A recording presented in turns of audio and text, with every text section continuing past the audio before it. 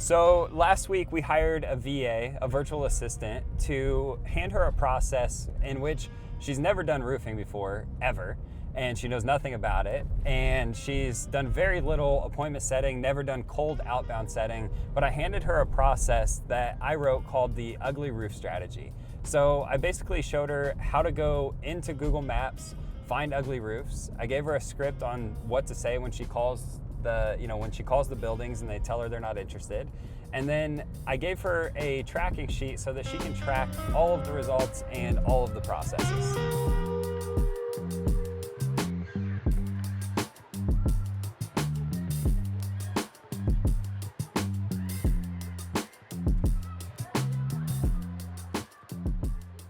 And the goal is really just to prove that we can take a complete beginner that has no experience and turn her into a lead generating machine over the next 30 days. And the craziest part is we're less than a week in and we've already booked 2 appointments, one we're getting ready to walk now and another one that we're working on a vendor packet. I think anytime I bring up a sales process or a sales structure in front of roofers, it always makes people want to cringe, right? But the crazy part is it's usually the linchpin in most roofing businesses. And so we keep it super simple. We run a 6-stage sales process. We call it ladder, L-A-D-D-E-R, because we have this nice little ladder logo here, super clever, I know. But the L and the A, they're just like basically what do we do before the appointment ever happens, right? It's laying the foundations and the appointment prep.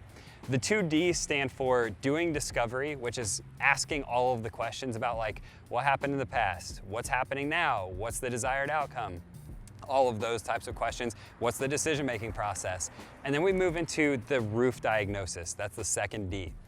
The E and the R is basically how do we close the deal, right? How do we crunch the numbers, make sure that it's profitable, make sure it keeps the most amount of money in the decision maker's pocket so that we look like a superhero and that we can essentially establish a relationship, not just a one-time job. So the reason I'm even running this experiment is because in the Commercial Roofer University, if you have no idea who I am or really what we even do, is we train sales reps every single day to generate opportunities, to estimate, to walk roofs, to close deals. And I just wanted to show that if we took somebody off the street, that this is a proven process that essentially could be repeated over and over and over and essentially be a scalable opportunity for you to have within your roofing company. And it doesn't take like some high-end, ads agency or a call center or anything like that to generate like legitimate leads. Reality is we're only a few days in and I'm already pretty excited about having somebody that has like no roofing experience just because they haven't really, she didn't bring any bad habits and she's really been open to anything I've said. She's like taken the scripts and literally said them almost verbatim, without sounding like a robot. And it's just nice to have like someone with a fresh perspective rather than somebody that feels like they already know what they're doing. Minimum 30-day experiment, right? We're gonna try to go to 90 days, but within 30 days, we should have at least some data to be able to share. My hypothesis or kind of my goal is really just to get 1 inspection per week. And if we can do that, I'd say we're off to a really good start for especially the money in versus the money that we should be able to get out. And so the roof that we're getting ready to hop on right now, it's a medical facility. It's about 600 squares, I think just shy of 600 squares. It's about a 412 or a 512 pitch roof, so it's not a flat roof, not a low slope roof. But I'm really interested in it because when I spoke to the property manager, the on-site facility manager, he actually told us that they're already considering a replacement. So the roof's old, it's like 25, 30 years old, and they've already started to collect some bids over the last few months. So let's get into it. Let's see what he has to say. I'm gonna walk you guys through the entire sales process. Let's rock and roll. So we're getting ready to walk up to the building currently. We're just gonna show them what our process is and kind of like how we approach the roofing, how we approach the roofing opportunities. We're gonna walk them through discovery so that we can understand like what have they done in the past, what are they experiencing currently, what are they after, what's their desired outcome, and then we'll jump right into the diagnosis of the actual roof. So it'll be just ensuring that all of the measurements are what the roof report says it is, but then also doing a full conditions report so that we can understand where on the life cycle spectrum does this roof fall, so that we know, hey, do we need to do repairs and maintenance? Should we offer some form of restoration, or do we need to rip this thing off and put a new one on here?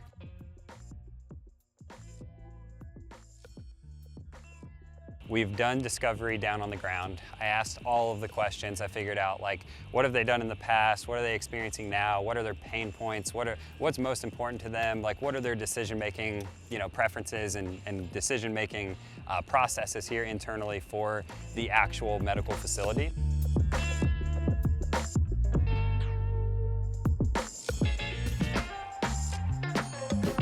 The first thing we're doing is taking care of our field conditions report, and not really just for us to be able to know internally, but also so that we can pinpoint it on our A, B, C, D, F scale and be able to show them like, hey, here's the life cycle of your roof, here's where you're at, here's what we can do to extend the life of the roof and ultimately, keep more money in your pocket.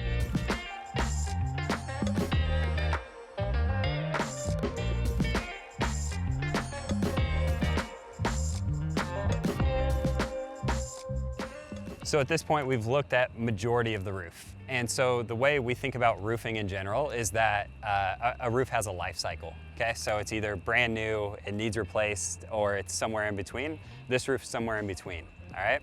And so we're gonna look at just a few more components. We're gonna look at a couple more sections, some flashing. There's a few more penetrations over here that we need to address. And then we're gonna try to make a decision on like, what is the grade of this roof?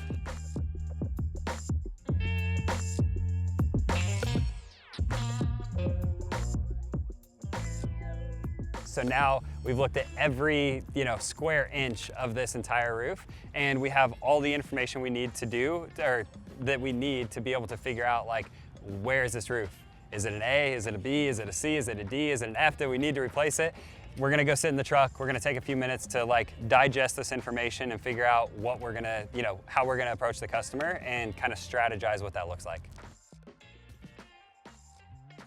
Just knocked out the quick little debrief. So I went through all of the conditions report, looked at all of the deficiencies that I noted all the way throughout the roof. And what I've realized is this roof is not that bad. So he had all these other jokers out here. He basically told them like, hey, yeah, it's time to replace the roof. They threw bids out for who knows what price. And so what I'm gonna do is I'm gonna show him how, hey, look, you're kind of teetering between like a C and a D, and show him how we can extend the life of this roof rather than like coming up here and wasting a bunch of his money on throwing a new roof in. And so gonna work through that conversation with him, and then I'm gonna go put all the paperwork together, and then I'll show you guys what the proposal looks like at some point. All of that was really just the proof that anyone can generate opportunities. It's just a matter of typically doing the work, right? Of course, you need to know where to find the opportunities, which like I showed you guys, we don't need any fancy softwares. We don't need some crazy outlandish skill set. It's just a matter of doing the digging, going into Google, finding the buildings, finding the ugly roofs, and picking up the phone and calling those people. And what I showed you guys is true proof that this process, something as simple as this, can generate real opportunities. But now's when the real work actually begins. So we uploaded all of our documentation into the CRM. We're waiting on the estimators to go through and actually build the reports, build the estimate itself, but then also the proposal report so that we can then take it back to the building owner, to the decision makers on site, and actually move this job forward. I told you guys in the beginning of the video, my main goal or my main idea with this was really that I just wanted to prove that something as simple as this process could work to generate, six-figure opportunities or service and maintenance agreements that will lead to six-figure, seven-figure opportunities in the future.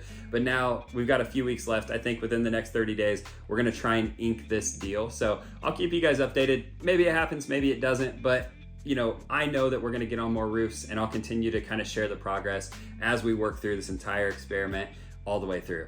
If there's anything that didn't make sense to you guys, if there's any ambiguity or questions you have around how we do anything, we're completely open books here at commercialroofer.com. So leave a comment below. I'll be happy to get back, and I'll see you guys in the next video. See you there.